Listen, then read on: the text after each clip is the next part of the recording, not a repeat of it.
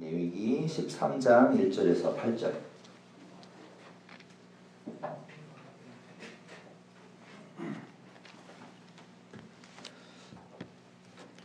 네, 확실히 청년들이랑 물론 휴대폰을 갖고 있기도 하지만 엄청 빨라요. 제가 유년부에 설교 들어가는데 유년부는 딱 본문 얘기해놓고 한참 기다려야 됩니다. 한참 기다리면 막 책 꺼내고 넘기고 뭐 찾고 뭐 선생님들이 가서 봐주고 뭐 이런 거 엄청 오래 걸리더라고요. 그래도 찾는 거 보면 되게 예뻐요. 역시 어른들은 다르군요. 자, 레위기 13장 1절에서부터 8절 같이 한 절씩 교독해 보도록 하겠습니다.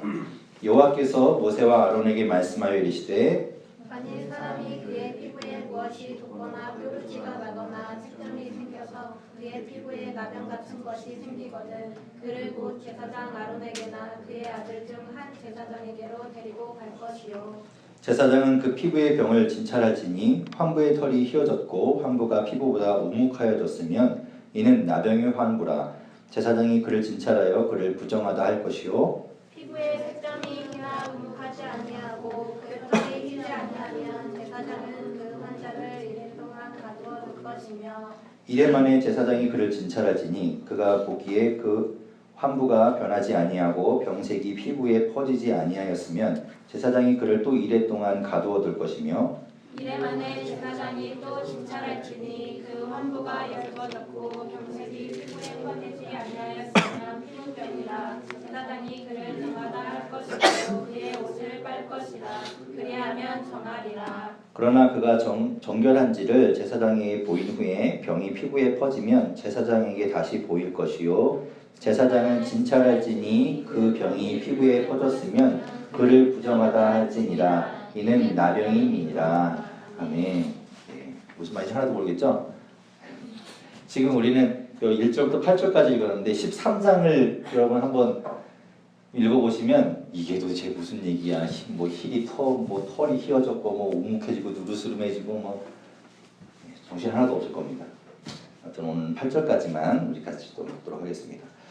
우리 가슴에 손을 얹고 함께 하시겠습니다. 하나님은 나를 사랑하십니다. 하나님은 나를 사랑하십니다. 나는 그 사랑 안에 있습니다. 나는 그 사랑 안에 있습니다. 하나님은 오늘 나에게 말씀하실 것입니다. 하나님은 오늘 나에게 말씀하실 것입니다. 그 말씀에 능력이 있습니다. 그 말씀에 능력이 있습니다. 그 말씀에 생명이 있습니다. 그 말씀에 생명이 있습니다. 나의 마음을 하나님께 활짝 엽니다. 나의 마음을 하나님께 활짝 엽니다. 나의 생각을 예수님께 집중합니다. 나의 생각을 예수님께 집중합니다. 들은 만큼 변하고 들은 만큼 변하고 들은 만큼 새로워집니다. 들은 만큼 새로워집니다. 아멘. 아멘. 네. 이거 왜 계속 반복하냐? 오늘 유년부에서도 제가 이거 계속 하는데 왜 똑같은 걸 계속해요? 이러더라고요. 네. 여러분 기억하라고 하는 겁니다. 여러분이 잊지 말고 기억하라고 계속해서 반복하는 거예요. 하나님은 여러분을 사랑하신다는 걸 잊지 않기를 바랍니다. 자, 여러분 정결함, 오늘 제목이 정결함으로인데요. 정결이 뭔가요? 정결. 네? 맞아요. 이과인데. 네. 정결한다는 건 그거예요. 깨끗해지는 거, 깨끗한. 매우 사전을 찾아보면 매우 깨끗하고 깔끔함이라고 나와 있습니다. 이 영어로는 뭐 cleanliness, 깨끗한 상태 이런 걸 얘기하는 거죠. 반대로는 그러면 불결한 거, 불결해, 네, 불결한 거, 열이, 네, 그런 거, 그런 게 이제 뜻이죠. 이 정결함이라는 게 그런 뜻인 거예요. 깨끗함 이런. 여러분의 방을 한번 내 방이 오늘 아침에 어떻게 되어 있었나 한번 상상해 보십시오. 깨끗한가요? 아니면 안 깨끗한가요? 평소에 잘 관리하는 사람. 내 방은 엄청 깨끗하다. 오, 진짜요? 그 사람? 여기도? 경주도? 그러니까 경주는 약간 못 믿겠는데? 두 사람은 좀 신뢰가 가는데 경주는 좀 네. 아 그렇군요. 근데 안 그런데 다른 분들은 대체로 어떤가요? 좀 방이 엄마가 치워주셔야 좀 깨끗하고 안 그러면 네, 개밥 신내 이런 거 나오고 막 이러죠. 어제 그 SNS에 보니까 그거 나오더라고요. 개밥 신내 여자인데도 방을 하도 안 치워갖고 막 빨래를 뭐 한 달 100일 가까이 안 했다나 뭐 그러면서 빨래에서 막 개밥신내 난다고 엄마가 와갖고 막 등짝 스매싱 때리고 이런 거 하는데 그렇죠. 보통이 이제 그래요. 보통 이게 좀 잘 안 치우고 좀 불결하고 그렇죠. 오늘 아침에도 제가 제 딸 방에 딱 들어가서 이렇게 앉아갖고 책상 밑에를 딱 봤는데 깜짝 놀랐어요. 책상 밑에 막 무슨 이렇게 쓰레기만 있는 게 아니라 그 어제까지 입었던 교복도 거기다 막 쑤셔놨더라고요. 세상에 저걸 다시 입으려고 저렇게 놓은 거구나 뭐 이런 생각이 들었는데 그랬어요. 근데 지금 사실 정결하지 않아도 괜찮아요. 깨끗하지 않아도 괜찮아요. 깨끗하게 하면 되지. 그죠? 깨끗하게 만들면 돼요. 깨끗하게 만드는 방법은 깨끗하게 할 수 있는 방법을 찾아보던가 아니면 그 사람이 가면 됩니다. 그 요즘 제가 인터넷에 페이스북을 보다가 그 세탁법이 있더라고요. 뭐 커피 얼룩이 묻었을 때는 뭐 어떻게 하고 뭐 그다음에 뭐 그죠? 잉크가 묻었을 때는 어떻게 하고 그걸 이렇게 쭉 누가 정리해놨더라고요. 대단한 사람들이. 그래서 그걸 이렇게 저장해놓고 나중에 나도 뭐 묻으면 그렇게 해봐야지 이라고 그랬는데 안 하죠. 세탁소로 다 넘깁니다. 그렇게 하면 돼요. 찾아보거나 아니면 그렇게 잘하는 사람한테 맡기면 됩니다. 뭐 세탁소가 있으니까. 근데 오늘 이제 말씀에는 어떤 경우를 말씀하시냐면 오늘 우리가 읽은 1절, 2절 말씀을 1절, 2절만 다시 한번 읽어볼까요? 1절, 2절 오늘 하나님께서 뭐에 대해서 얘기하시냐면 같이 한번 읽어보겠습니다. 시작. 여호와께서 모세와 아론에게 말씀하여 이르시되 만일 사람이 그 피부에 무엇이 돋거나 뾰루지가 나거나 색점이 생겨서 그의 피부에 나병 같은 것이 생기거든 그를 곧 제사장 아론에게나 그의 아들 중 한 제사장에게로 데리고 갈 것이요. 어떤 경우라고요? 뭐 어떻게 되거든? 네, 피부에 나병 같은 것이 생기거든. 나병이 아닙니다. 나병 같은 것이 생기거든. 뭔지는 모르겠는데 뭔가 피부에 뭐가 생겼어요. 그러면 제사장에게 데리고 가라라는 겁니다. 그 제사장이 데리고 가면 제사장이 보고 판단을 한다는 거예요. 얘가 나병인지 아니면 무슨 뭐 아토피인지 뭐 이렇게 판단한다는 거죠. 제사장에게 데리고 가라라고 말합니다. 오늘 이 말씀을 보면 세 가지 아주 중요한 사실을 우리가 발견할 수 있어요. 그것들을 우리가 좀 보기 원하는데 첫 번째는 뭐냐면 동역자가 필요하다라는 겁니다. 우리가 신앙생활 할 때 여러분이 지금 이렇게 이제 청년부 앉아 있잖아요. 여러분 이게 괜히 앉아 있는 게 아니에요. 여러분의 동역자예요. 한 사람 한 사람이 같이 가는 우리가 이제 공동체란 말이죠. 그런 사람들이 필요해요. 신앙생활은 혼자 하는 게 아닙니다. 절대로 혼자 하는 신앙생활은 건강한 신앙생활이 아니에요. 그게 나는 막 계룡산에 가고 혼자 돌 닦듯이 성경책을 막 2만 번 보고 내가 그리스도의 그 진리를 깨달으리라 이런 건 말이 안 되는 겁니다. 공동체로 모여야 돼요. 공동체를 이루어야 돼요. 오늘 말씀에도 뭐라고 하냐면 하나님이 피부에 나병 같은 것이 생기거든 몸에 나병 같은 것이 생기거든 제사장에게 가라 라고 하시는 게 아니라 뭐라고 되어 있어요? 제사장에게 데리고 가라 라고 되어 있습니다. 혼자서 가는 게 아니라 옆에 있는 사람 보고 하는 얘기예요. 이 얘기는 영재가 뭐가 영재를 봤더니 막 북적북적거리고 얘가 좀 이상해. 그러면 어떻게 하라고요? 얘를 데리고 가라는 거예요. 그러니까 옆에 있는 누군가가 필요한 거죠. 이거는 본인에게 하는 얘기가 아닙니다. 옆에 있는 사람한테 하는 얘기예요. 근데 이제 좀 이상하지 않아요? 이런 얘기를 들으면 아니 근데 왜 피부에 뭐가 생겼는데 제사장에게 왜 데리고 가나? 의사한테 데리고 가야지. 그죠? 의사가 피부를 이렇게 보고 판단해야지 무슨 제사장이 의학적인 지식이 있는 것도 아니고 아니 물론 이 이스라엘 백성들이 노예로 살았고 이제 출애굽한 지가 얼마 안 됐으니까 의학적 지식이 없었고 또 정규 뭐 학업을 한 사람이 없어서 그랬을 수도 있다고 하더라도 그러면 최소한 경험이 많은 사람한테 가야 되잖아요. 할머니들 모르는 게 없잖아요. 그런 분들한테 가야지. 근데 제사장이 가라고 하는 거는 다 이유가 있어요. 이 뒤에 가서 살펴보겠지만. 자, 이제 먼저 제사장에게 데리고 가라고 말하는데 스스로 갈 수가 없는 상태이기 때문에 그렇습니다. 여러분 이제 사람이 부끄러운 일이 있으면 어떻게 될까요? 나에게 부끄러운 일이 생기면 사람이 드러내기보다는 감추려고 합니다. 사람의 습성이에요. 감추고 숨기고 비밀로 하려고 하고. 그렇죠. 그래서 누군가에게 이렇게 드러내기가 어려워요.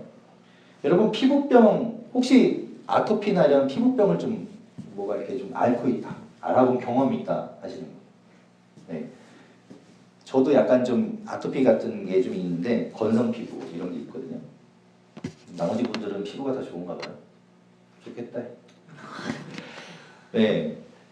피부병이 어디 생기나요? 피부에 만약에 뭐 이렇게 좀 피부에 뭐가 생긴다, 아니면 약간 좀 이렇게 뭐 각질이 생긴다, 이런 게 대체로 어디 생기나요? 눈에 보이는 것? 안 보이는데? 네. 접히는데? 네. 대충 그런 것 같아요. 이런데 이렇게, 그죠? 이렇게 접히는 부분과 무릎 뒤 이런데 연약한 부분, 목 이런데, 그죠? 이런데 잘 생겨요. 발 뒤꿈치, 손바닥 제일 두꺼운데 뭐 이런 데는 피부병 안 생깁니다. 딱딱하고 이런 굳어진 데는 제일 연약한 것, 그리고 제일 부드러운 것, 그런 곳에 잘 생겨요. 잘 안 드러나는 곳. 그러니까 그런 거를 남들한테 이렇게 확 이렇게 오픈하기가 쉽지 않은 거죠. 그러니까 그런 데 생기면 감추게 되어 있어요.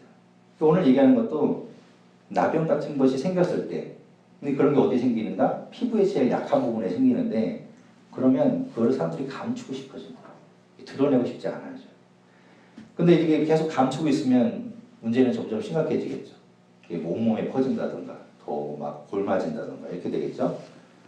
그래서 이제 가장 가까운 사람이 필요한 거예요. 옆에 있는 사람. 옆에 있는 사람은 알아요. 최소한 가족은 알겠지. 가족은 얘가 자꾸 긁어. 그리고 이렇게 하는 짓을 보니까 몸이 조금 이상이 있는 것 같아요. 그럼 가족은 알 거 아니에요. 가족이 없다 그러면, 가족이 모른다고 하면 제일 가까이 있는 사람은 알 거예요. 그 사람의 상태를. 그럼 그 사람이 비밀을 뭐 털어놔서 이야기를 했던 뭘 했건 간에 아무튼 제일 가까운 사람이 알게 된다면 그 사람이 그 피부병을 앓고 있는 사람들을 데리고 제사장에게 가야 된다는 거죠. 도움을 줘야 된다는 거예요. 이게 우리 원리예요, 원리. 여러분이 다른 사람이, 여러분이 가장 친한 사람들끼리 서로 비밀을 좀 공유하잖아요, 그죠? 근데 좋은 비밀이면 괜찮은데 나쁜 비밀이 있어요. 예를 들면 이 사람이 얘는 이거 진짜 고쳐야 되는데 안 고치는 게 있어요. 야동. 야동 좀 끊어. 야, 얘는 야동만 끊으면 진짜 괜찮은 애인데. 그러면 영재가 그렇다는 거 아니에요? 얘는 절대 그런 애가 아니에요. 어쨌든 그것만 끊으면 얘는 정말 괜찮은 애인데 그걸 못 끊어. 그걸 나는 알아요. 다른 사람 몰라. 은밀하게 보고 있는 거. 그러면 내가 그 비밀을 알았을 때 어떻게 해야 되는가 하면 그 사람에게 도움을 줘야 되는 거예요. 내가 알고 있는 걸로 끝나는 게 아니라. 오늘 말씀이 그런 거죠. 내가 그 비밀을 알고 있다면, 그 사람이 힘들어하고 고통스러워하는 그 도움을 줘야 되는 그걸 알고 있다면 그냥 외면하지 말고 그 사람을 데리고 제사장에게 나아가라. 그런 얘기죠. 도움을 주라는 겁니다. 예. 피부에 이상이 있다고 저한테는 오지 마십시오. 예. 저는 아무 능력이 없어요. 병원 가시면 됩니다. 제가 연고는 드릴 수 있죠. 자, 두 번째 오늘 말씀에서 볼 수 있는 중요한 사실은 뭐냐면 어디로 가야 되냐면 제사장에게 가야 된다라고 얘기해요. 아까 얘기했죠? 피부에 병이 생겼는데 의사에게 가던가 아니면 경험 많은 할머니한테 가야 되는데 제사장한테 가래요. 왜 제사장한테 갈까요? 제사장이 뭘 어쩐다고? 왜 그럴까요? 왜 제사장이 갈까요? 제사장이 의사라서? 제사장이 뭐 의학적인 그런 게 있을 수도 있고 예전에는 막 아프리카 이런 데 가면 그죠? 추장이 막 이렇게 의식도 하고 뭐 병도 고치게 하고 뭐 별거 다 하니까 뭐 그렇게 생각할 수도 있겠네요. 이 왜 제사장이 가는가 하면 지금 우리가 이제 이야기하고 있는 피부에 병이 생긴 것. 이것을 오늘 말씀에 뭐라고 하냐면 부정함과 연결시킵니다. 피부에 뭐가 생겼는데 그게 부정하다라고 이야기해요. 그리고 부정한 것, 그것을 누가 판별하냐면 제사장이 판단하는 거죠.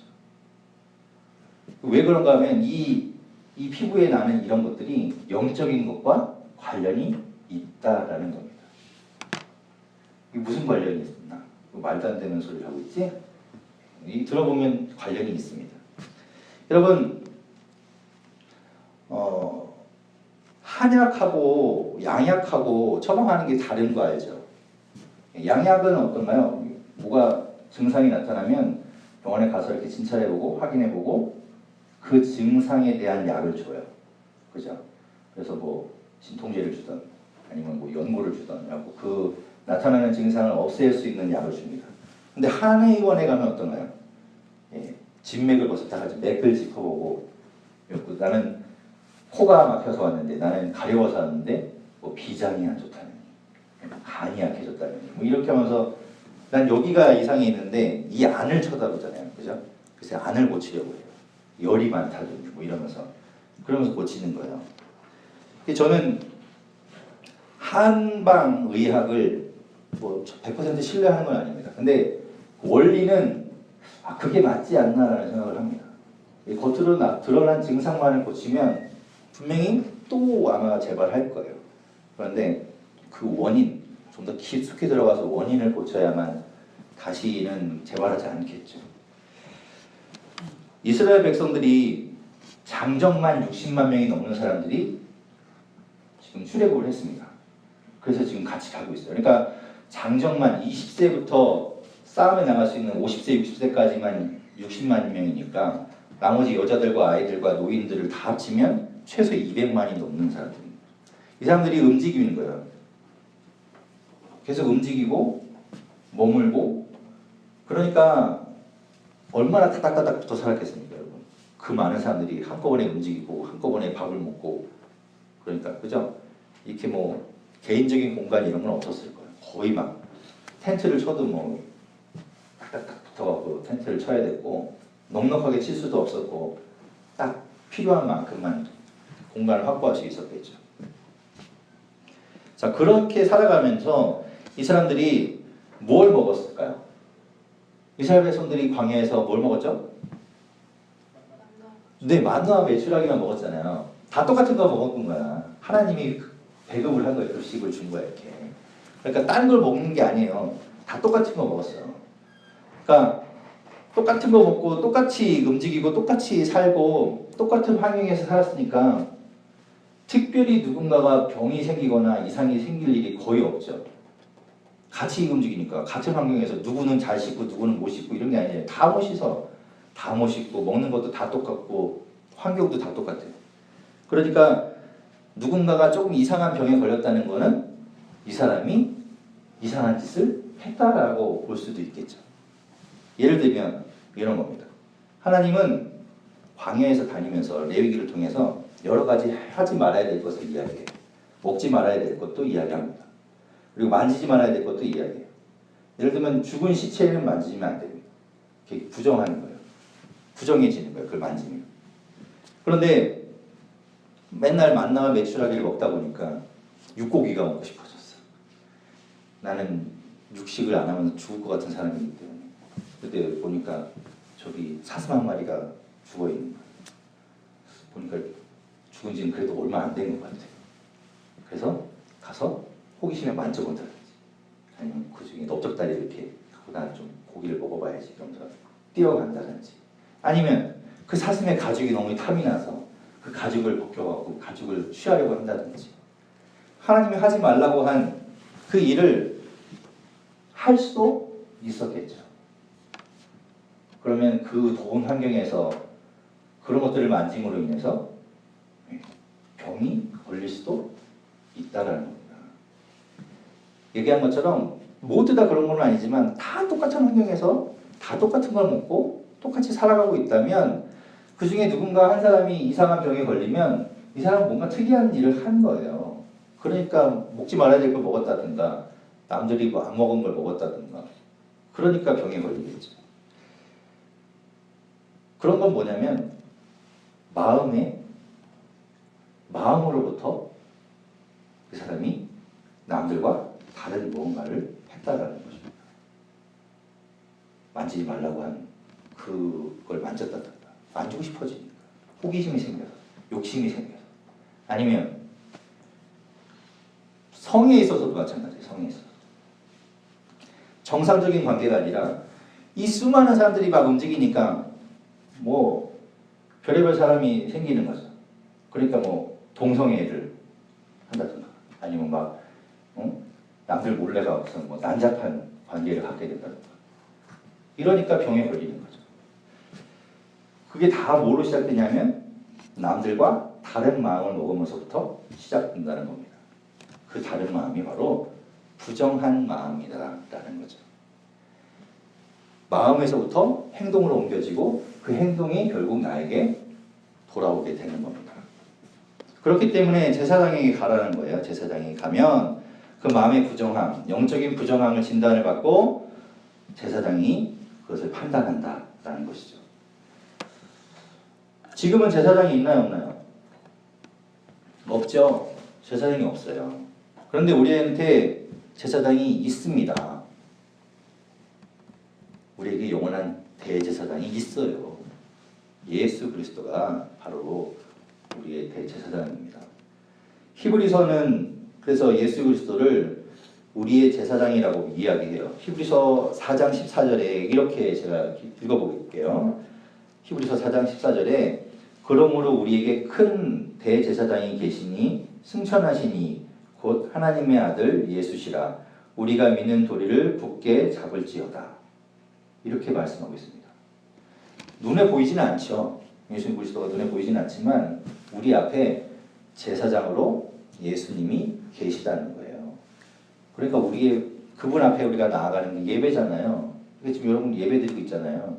예배드리러 나올 때 여러분의 부정함이 여러분의 마음을 갖고 있는 다른 생각이 하나님께서 이야기하신 거 말고 다르게 먹고 있던 그 마음이 그 제사장 예수 그리스도 앞에서 보여지는 겁니다. 여러분 지금 예수님 앞에 적나라하게 드러나 있는 거예요. 예수님이 여러분의 마음을 다 보고 계시면서 판단하신다는 거죠. 그게 여러분 마음에 찔려요. 다. 여러분 스스로 그걸 깨달을 수 있어요. 아, 이건 아닌 것 같아요.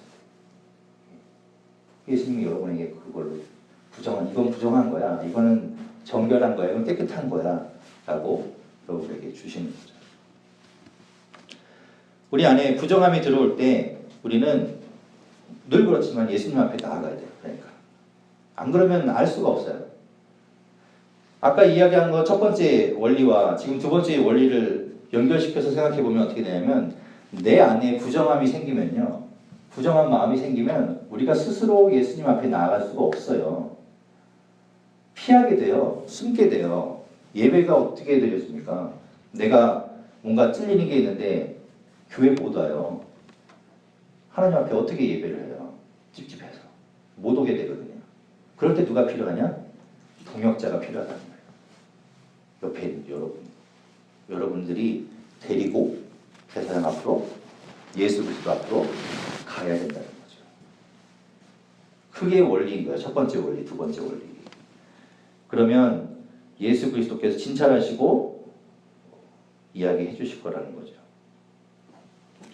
세 번째 원리가 있습니다. 세 번째 원리는 뭐냐면 여러분 만약에 이 공동체 안에 어떤 병이 생기면 아까 얘기한 것처럼 이 다닥다닥 붙어있는 이 환경 가운데는 누구 한 사람이 병 걸리면 아마 이게 전염병이라면 삽시간에 확 퍼질 거예요.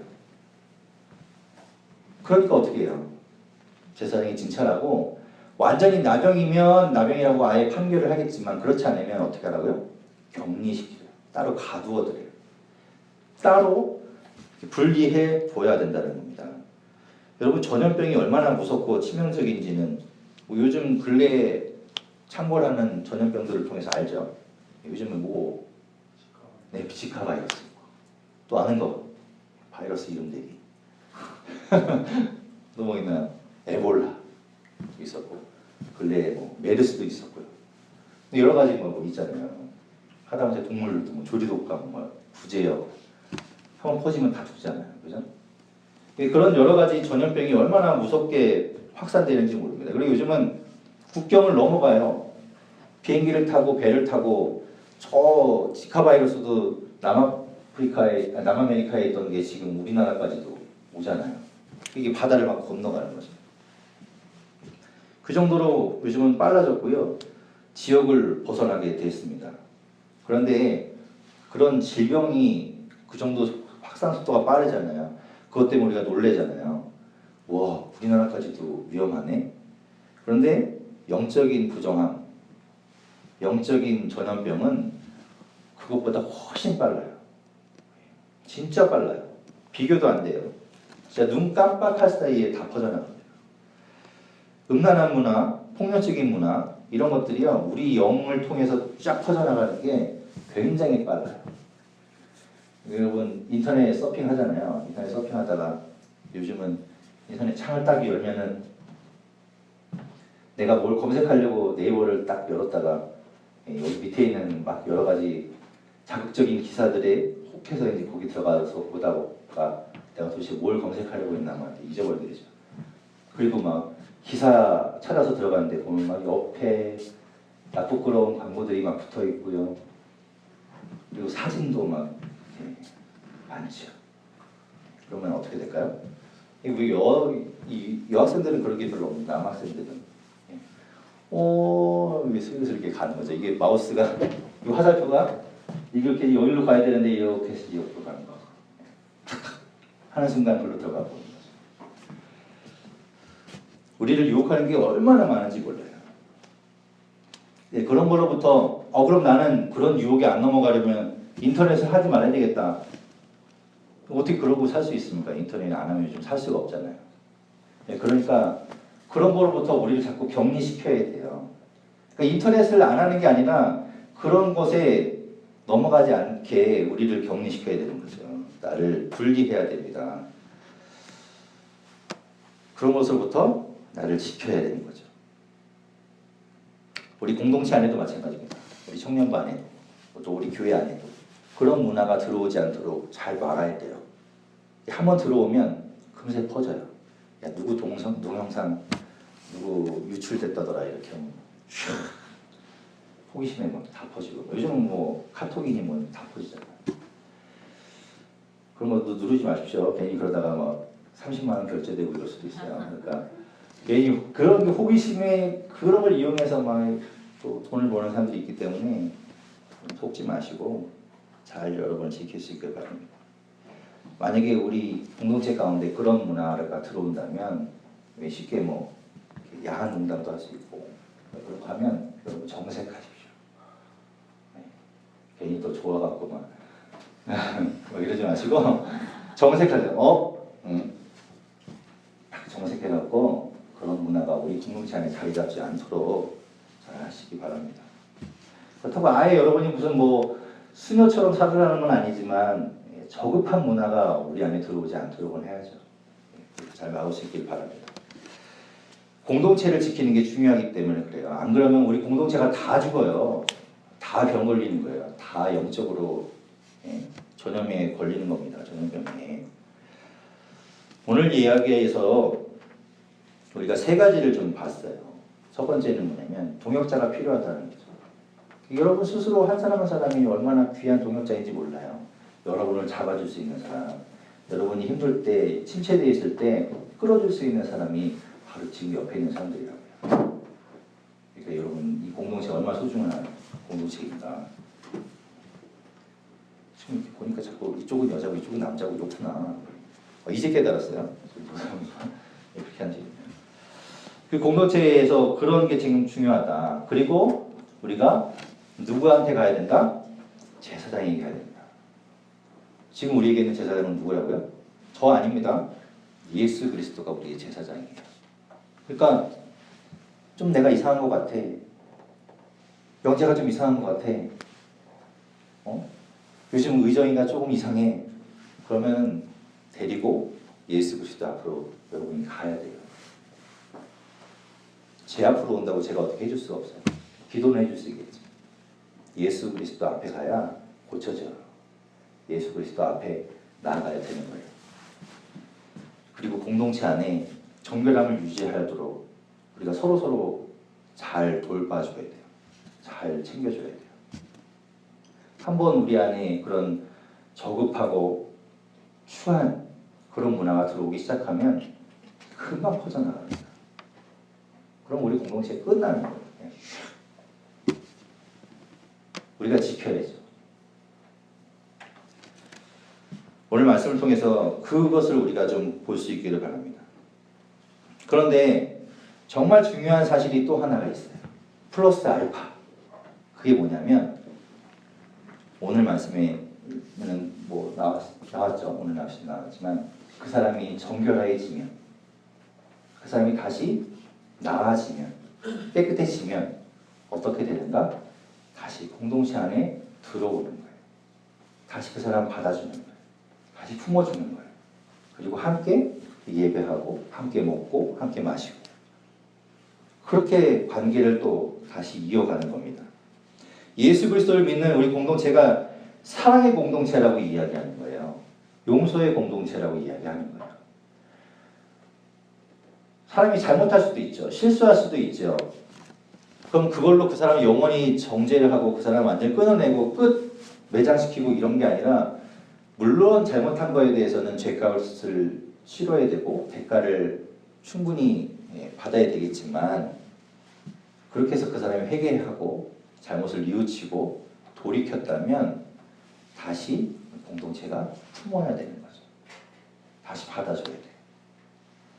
그게 예수 그리스도를 믿는 공동체의 특징인 거예요. 자, 우리를 돌아보십시오. 우리가 언제부터 정결했습니까? 여러분 스스로 한번 보세요. 여러분의 방과 마찬가지로 여러분은 원래부터 깨끗하고 정결한 사람들이 아니었어요. 그런데 우리는 지금 비록 매일매일 좀 부정한 생각들을 하고 부정한 행동들을 하지만 그럼에도 불구하고 하나님은 우리를 정결하다고 이야기하시죠. 왜? 예수 그리스도를 믿으니까. 예수 그리스도의 보혈로 우리가 깨끗해졌으니까. 그것 때문에 하나님은 우리를 용서해 주시고 품어 주시는 겁니다. 예수 그리스도의 그 보혈 때문에. 그래서 그 보혈을 의지해서 우리가 나와서 지금 예배하는 거잖아요.